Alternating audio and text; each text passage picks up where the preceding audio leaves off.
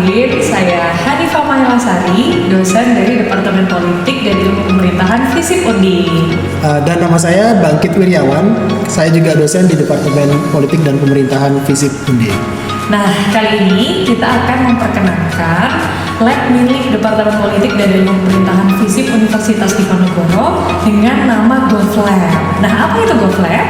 Ya, jadi GovLab ini Mbak Hanifah adalah wahana, sarana, fasilitas yang diberikan kepada semua mahasiswa ilmu pemerintahan baik di S1 maupun S2. Kalau S2 kita berarti di ilmu politik dan S3 di dokter ilmu sosial untuk bereksperimen, untuk belajar mengembangkan potensi diri, belajar teknik analisis, belajar public speaking, belajar termasuk dalam hal yang lebih kekinian yang bikin podcast. Itu semua bisa mereka lakukan.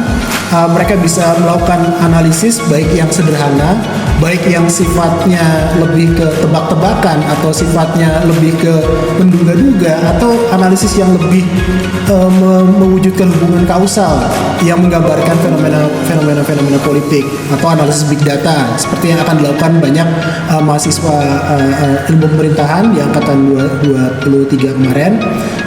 Intinya mereka bereksperimen, mereka belajar, mereka boleh melakukan kesalahan karena ini adalah lab. Disinilah mereka akan mengembangkan, mereka melihat dari kesalahan-kesalahan apa yang mereka buat untuk kemudian dikembangkan. Lab ini diperuntukkan bagi seluruh mahasiswa di lingkungan Departemen Politik dan Pemerintahan FISIP Undip.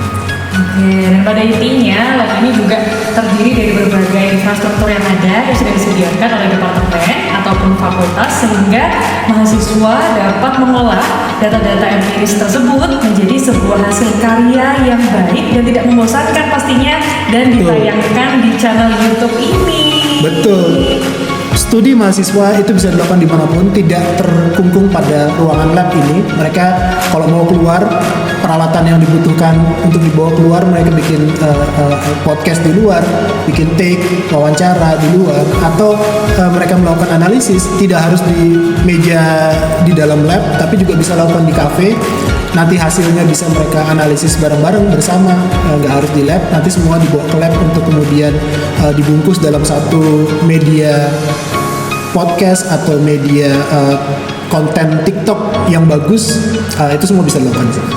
Oke, nah dari hasil karya tersebut tentunya nantinya akan ditayangkan dalam sebuah podcast ataupun juga tampilan yang tentunya tervalidasi data yang disampaikan. Penasaran seperti apa? Langsung saja kita akan simak bagaimana hasil karya dari mahasiswa dan mahasiswi FISIP Undip pada channel ini. Silakan, selamat menonton. Bye-bye.